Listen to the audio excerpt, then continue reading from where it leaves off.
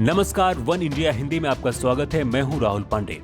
सूर्य की सतह स्थिर नहीं रहती है। यहाँ पर हमेशा ही कोई न कोई गतिविधि चलती ही रहती है। इस सक्रियता की वजह से ही सौर मंडल में चुंबकीय और विद्युत चुंबकीय प्रभावों के साथ भारी मात्रा में आवेशित कणों के विकिरण भी फैलते हैं।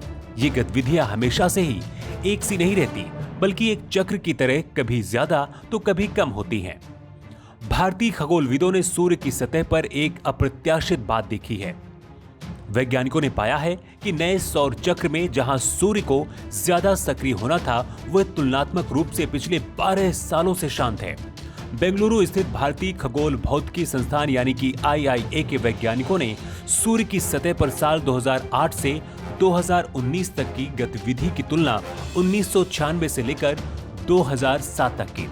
वैज्ञानिकों ने पाया है कि इस दौरान सूर्य की सतही गतिविधियां पहले की तुलना ज्यादा शांत थी।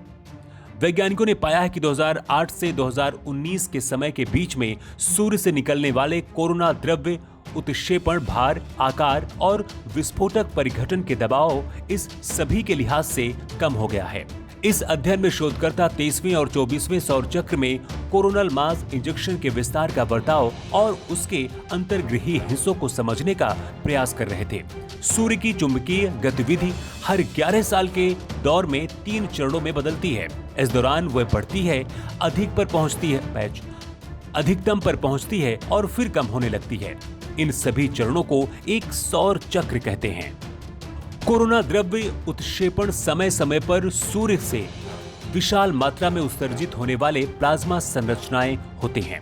सूर्य पर विस्फोट के साथ होने वाली इन घटनाओं में अरबों टन का पदार्थ करोड़ों मील प्रति घंटा की गति से अंतरिक्ष में उत्सर्जित होता है। ये सौर पदार्थ अंतर्ग्रही माध्यम में प्रवाहित होता है और ग्रहों सहित रास्ते में आने वाले हर खगोलीय पिंड को प्रभावित करता है। इन उत्क्षेपण को समझना बहुत जरूरी है, क्योंकि यह पृथ्वी की चुंबकीय मंडल में बड़ा व्यवधान पैदा करते हैं। शोधकर्ताओं का कहना है कि कोरोना द्रव्य उत्क्षेपण को अलग अलग दूरी से अध्ययन करना जरूरी है, जिसके लिए पार्कर सौरयान के जैसे बहुत से यानों की जरूरत होगी। इस खबर में फिलहाल इतना ही। ज्यादा अपडेट्स के लिए आप बने रहिए वन इंडिया हिंदी के साथ।